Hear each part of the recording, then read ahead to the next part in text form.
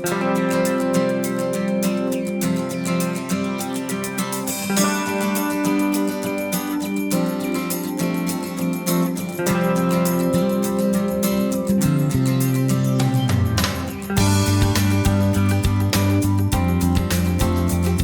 किसी का मनपसंद ये सांप सीढ़ी का खेल कई संदर्भों में खेला जा सकता है। आज का ये विशेष संस्करण हम स्वयं सहायता समूहों की कार्यशैली और विशेषताओं को समझने पर केंद्रित करते हैं। खेल की घटनाएं अर्थात सीढ़ी का चढ़ना अथवा सांप का काटना, इनको स्वयं सहायता समूह के सदस्यों के सामने आने वाली प्रत्यक्ष परिस्थितियों से जोड़ा गया है। जहां एक और सीढ़ी समूह के भीतर आदर्श आचरण और कामकाज के दृष्टिकोण से अच्छे व्यवहार का प्रतिनिधित्व करती है, वहीं दूसरी ओर सांप का काटना इनकी कमियों को दर्शाता है। इस खेल का मुख्य उद्देश्य नवीनतम गठित स्वयं सहायता समूह के सामर्थ्य को विकसित करना है, जिससे कि पूरा समूह अपने वर्तमान स्थिति को अच्छी तरह से समझकर अगले स्तर तक प्रगति करने के लिए उचित कदम उठा सके। इस खेल को 4 से 6 खिलाड़ी एक साथ खेल सकते हैं। इस खेल को खेलने के लिए हमारे पास सांप सीढ़ी, गेम बोर्ड, काउंटर अथवा गोलियां, पासा, विभिन्न खानों अथवा वर्गों से जुड़े विवरण कार्ड हैं। गेम बोर्ड पर 1 से लेकर 100 अंक के वर्ग दर्शाए गए हैं। गेम बोर्ड में कुछ खानों में सांप और सीढ़ी बने हुए हैं। हर सांप और सीढ़ी के वर्ग से जुड़ा एक कार्ड है। जब भी कोई खिलाड़ी वहां पहुंचेगा, उसे संबंधित कार्ड पर दिए गए दिशा निर्देश का पालन करना होगा। इस खेल को शुरू करने से पहले खिलाड़ी बारी बारी से पासा फेंकेंगे। जिसका सबसे बड़ा अंक आएगा, वो खिलाड़ी खेल की शुरुआत करेगा। तो पहले आपकी बारी।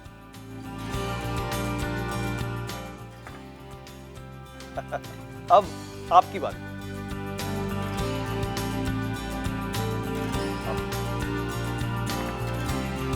अब आपकी बारी। आप एक बार फिर से कोशिश करें। ओ 6, आपका सबसे बड़ा अंक 6 आया है, इसलिए खेल की शुरुआत आप करें। 4। ओ 6, आपका सबसे बड़ा अंक 6 आया है, आप एक बार फिर से कोशिश करें। तो आपको 7 अंक मिलते हैं और आपको सीढ़ी मिलती है, तो आप पहुंच गए 24 पर। 7 से 24 और यहाँ 7वें खाने में आपको समरूप सदस्यता का कार्ड मिलता है। समरूप सदस्यता अर्थात एक समान सामाजिक, वित्तीय और सांस्कृतिक पृष्ठभूमि के सदस्य होने से समूह के भीतर आंतरिक विश्वास बढ़ता है। और क्योंकि समूह के सभी सदस्य अपने अपने जीवन में लगभग एक समान अवसर जोखिमों का सामना करते हैं, अनिश्चितता के समय वे एक दूसरे को सहज ही सहयोग दे सकते हैं। इसलिए लंबे समय तक समूह का अस्तित्व एवं तरक्की के लिए सभी सदस्यों का सामाजिक, वित्तीय दृष्टिकोण से समरूप होना बहुत ही आवश्यक होता है।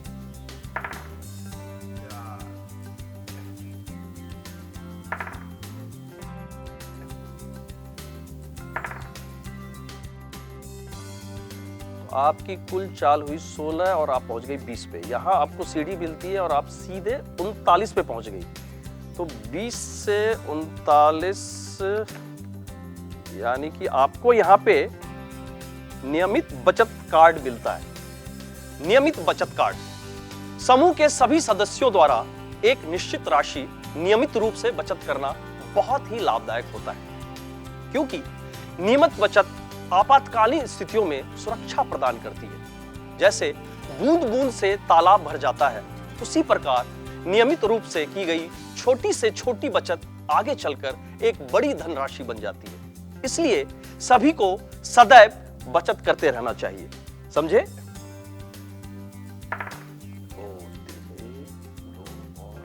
ओ, आपको यहां सांप ने काटा है।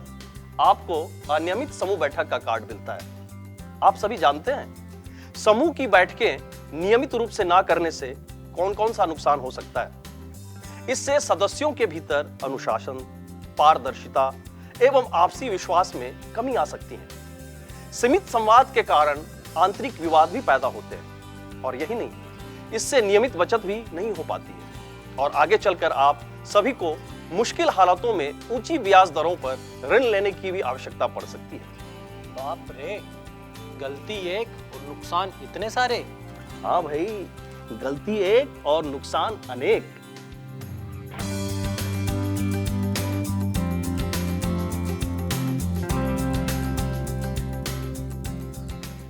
यहां आपको संयुक्त निर्णय का कार्ड मिला है। स्वयं सहायता समूह की बैठकों के दौरान संयुक्त निर्णय लेने से सभी सदस्यों में स्वामित्व एवं अपनेपन की भावना आती है। आपसी विश्वास और एकता के कारण सभी सदस्यों का एक समान सशक्तिकरण होता है। ओ, सांप ने काट लिया। तो यहां आपको अपर्याप्त और निम्न स्तरीय रिकॉर्ड रखने का कार्ड मिला है। अपर्याप्त रिकॉर्ड रखने से समूह के अंदर सबसे पहले तो पारदर्शिता की कमी आती है। सदस्यों के बीच आपसी विश्वास में कमी के कारण समूह में बचत करने की प्रवृत्ति घटेगी। और तो और बैंक ऐसे समूह जिनका रिकॉर्ड अपर्याप्त अथवा निम्न स्तरीय होते हैं, उन्हें ऋण देने में अपनी असमर्थता प्रकट करता है।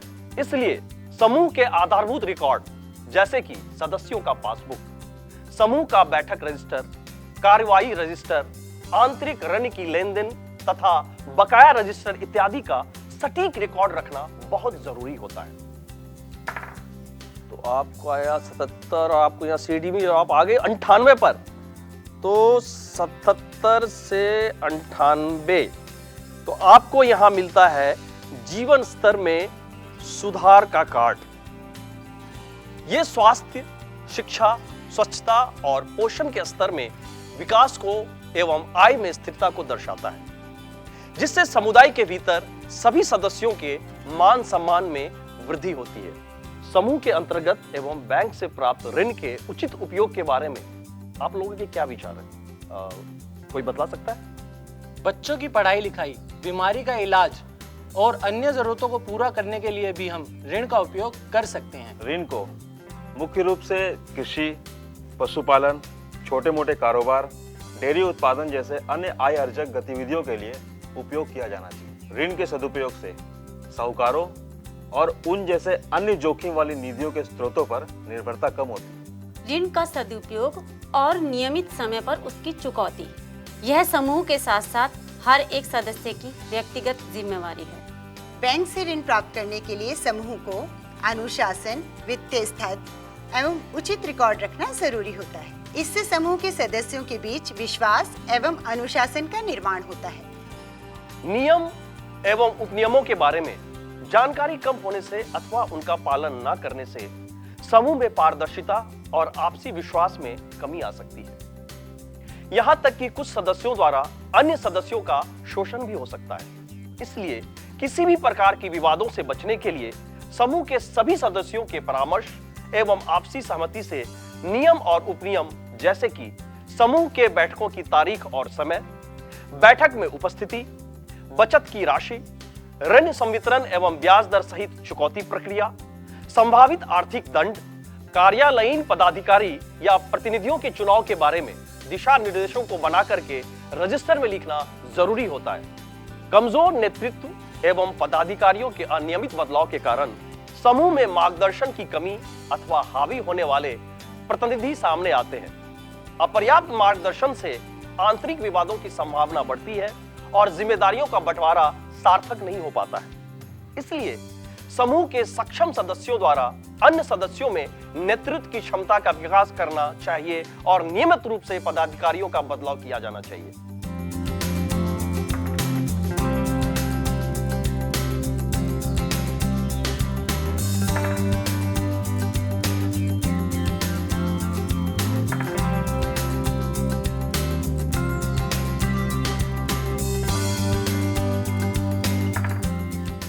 अरे वाह, इन 2 अंकों के साथ आप पहुंच गई 100 पे और इस खेल की विजेता हुई आप। तालियां।